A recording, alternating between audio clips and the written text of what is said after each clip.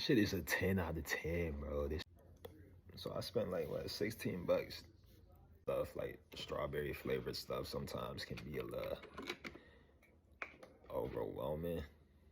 Well, not even overwhelming, but you know, I don't fucking know, man. A good cookie, I ain't gonna lie to it. It's nice. It's good. It's good. I'll give this shit like I'll give this shit an 8 out of 10, man. I'm so fucking high. Holy shit.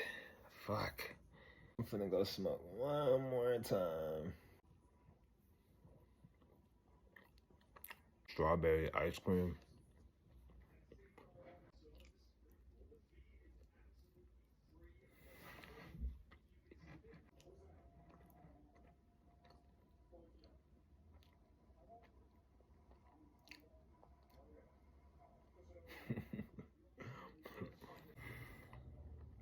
Damn.